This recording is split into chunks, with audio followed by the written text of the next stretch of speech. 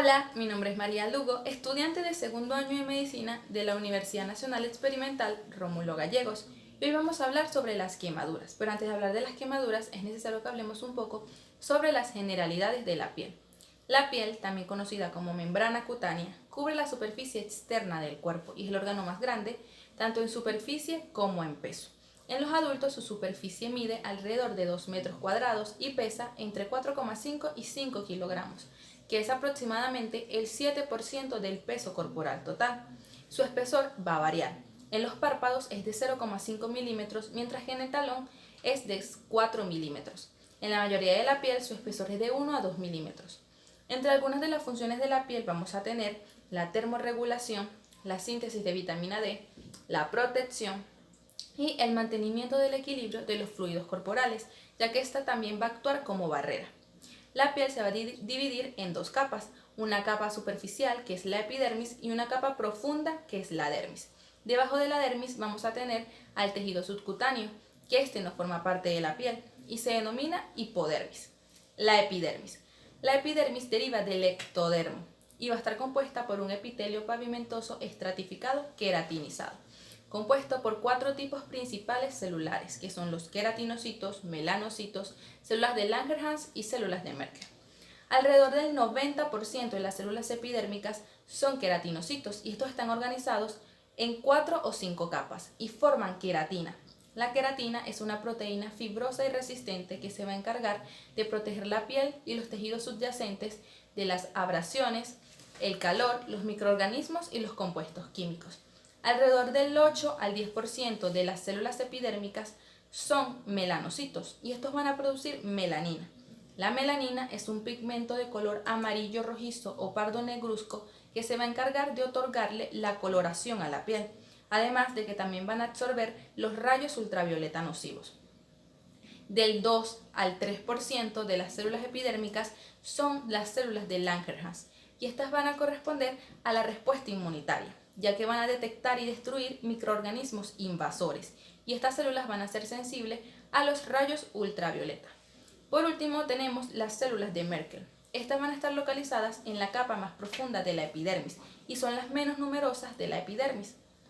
Estas van a entrar en contacto con prolongaciones aplanadas de neuronas sensitivas, que se denominan discos de Merkel. Los discos y las células de Merkel van a proporcionar la sensibilidad cutánea. La epidermis va a estar formada por capas de queratinocitos y estas se van a organizar de 4 o 5 capas. En la mayoría de la epidermis vamos a tener 4 capas. Estas van a ser el basal, el espinoso, el granuloso y el estrato córneo delgado. En las zonas donde hay mayor fricción, como las yemas de los dedos, las palmas de las manos y las plantas de los pies, tenemos 5 capas, que son el basal, el espinoso, el granuloso, el estrato lúcido y el estrato córneo grueso.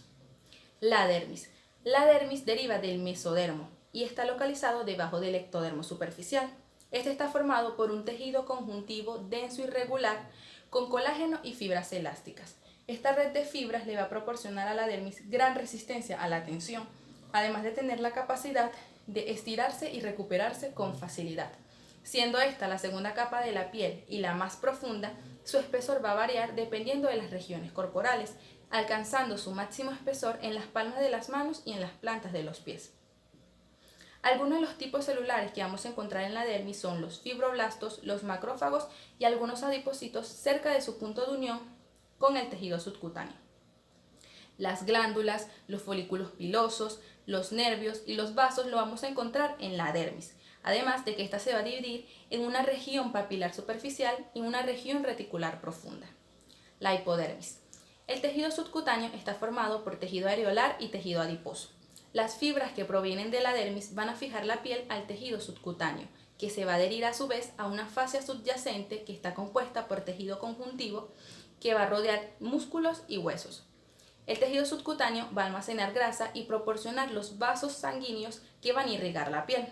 Además de que estos también pueden tener corpúsculos de Pacini que van a proporcionar la sensibilidad a la presión. Ahora sí vamos a empezar las quemaduras. Las quemaduras son lesiones producidas en los tejidos vivos por agentes físicos, químicos o biológicos y sus alteraciones varían desde el eritema hasta la destrucción de las estructuras afectadas.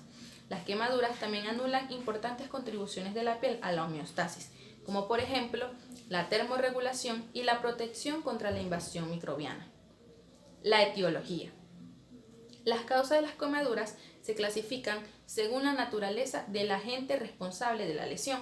Tenemos las térmicas, como lo son las sólidos, líquidos, gases, vapores y fuego directo. Las eléctricas, como lo es la electricidad industrial, médica y atmosférica. Las químicas, que son los cáusticos, que son ácidos o álcalis.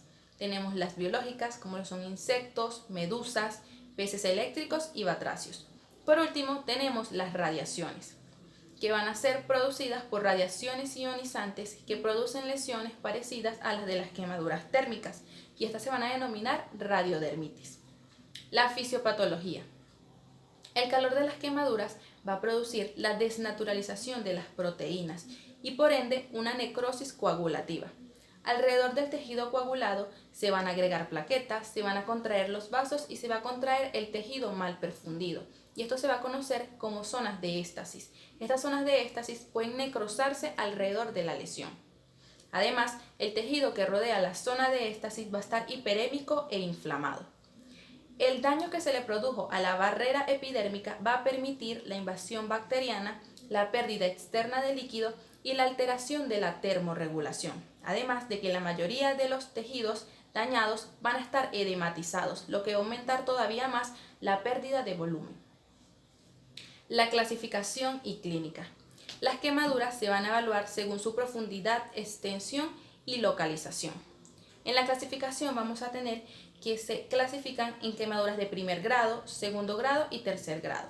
Las de primer grado o quemaduras epidérmicas cursan con dolor y eritema, que va a comenzar a ceder de 24 a 48 horas, seguido por una pigmentación melánica pasajera. La epidermis es la que va a estar afectada y no va a presentar ampollas ni pérdida de líquido, por lo que van a precisar de 5 a 10 días para su curación sin dejar cicatriz. Las quemaduras de segundo grado o quemaduras dérmicas se van a dividir en dos, en superficiales y profundas. Las superficiales van a estar producidas por líquidos calientes que van a afectar la epidermis y menos del 50% de la dermis, y va a cursar con dolor, eritema de color claro o rojo brillante y la formación de flictenas, que al romperse van a exponer la dermis enrojecida, exudativa y muy sensible. Precisan de 10 a 15 días para su curación y pueden dejar una mínima cicatriz o una hipopigmentación. En las quemaduras profundas de segundo grado vamos a tener que se producen por líquidos calientes también y van a afectar la epidermis, más del 50% de la dermis, y van a destruir fibras nerviosas, por lo que van a ser menos dolorosas. Van a presentar un color rojo oscuro o blanco moteado. Van a mostrar una piel blanquecina con un aspecto serio y no deprimido, y no van a presentar flictenas, por lo que en quemaduras de mayor extensión va a haber mayor pérdida de volumen. Además, estas van a precisar de 20 a 40 días para su curación y pueden dejar secuelas y cicatrices y tienen gran riesgo de padecer sobreinfecciones y retracciones. En las quemaduras de tercer grado o hipodérmicas tenemos que son producidas por agentes químicos, eléctricos y contacto prolongado con líquidos calientes. Estas son las más severas, afectando todas las capas de la piel y también pudiendo afectar fascia, músculo y hueso. Estas van a tener un aspecto blanco perlado o carbonizado. No presentan flictenas, son de textura seca y no son dolorosas. La piel va a presentar una escara o placa de color variable. Puede ser color blanco, color rojo, color pardo o color negro. Además de que estas van a ser deprimidas, secas e insensibles al tacto. Estos tipos de lesiones se van a empezar a cicatrizar de meses a años, por lo que van a precisar de la realización de injertos, y este tipo de lesiones siempre va a estar edematizada alrededor de la lesión. Ahora vamos a hablar sobre la extensión. La extensión de las quemaduras se va a calcular calculando el porcentaje de la superficie corporal quemada, utilizando la regla de 9 o la regla de 1. La regla de 9 se utiliza en pacientes de 14 años y en adultos. El porcentaje de la cabeza y cuello es de un 9%, el tórax anterior y posterior de un 18%, el del abdomen anterior y posterior otro 18%. El de los miembros inferiores va a ser de un 18%, siendo cada pierna un 9%.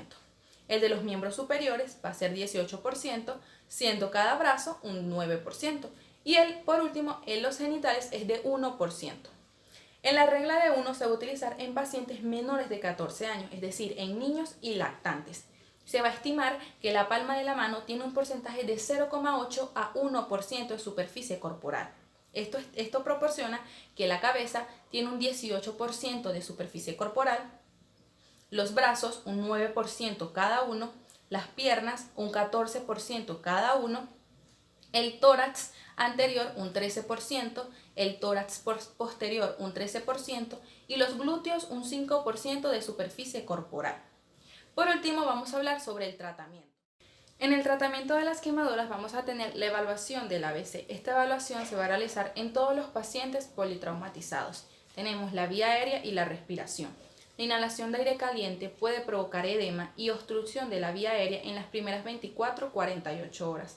También se valorará la intubación en los pacientes con quemaduras faciales y se iniciará la oxigenoterapia con mascarilla y la monitorización de la saturación de oxígeno.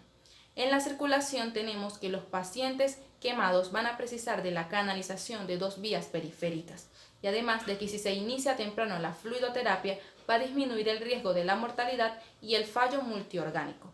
En las primeras 24 horas se va a emplear el Ringer lactato. En las medidas iniciales, al paciente se le debe separar de la fuente causal de la quemadura y posteriormente retirar los restos de ropa. Se debe iniciar con una limpieza con agua tibia o suero salino y se va a realizar posteriormente otra limpieza con una pomada o con un antiséptico jabonoso suave. También se pueden utilizar las compresas estériles. Tenemos también un tratamiento para el dolor. En los pacientes con quemaduras poco extensas se va a utilizar el paracetamol o el metamizolid. En pacientes con quemaduras de gran extensión o profundidad se utilizará el cloruro mórfico o el fentanilo. En la intervención quirúrgica, las quemaduras térmicas superficiales extensas se les va a realizar un desvidramiento quirúrgico con posterior cobertura con apósitos biosintéticos o pomadas antibióticas. En las quemaduras faciales o genitales se van a dejar al descubierto y se va a realizar curas periódicas con povidona yodada.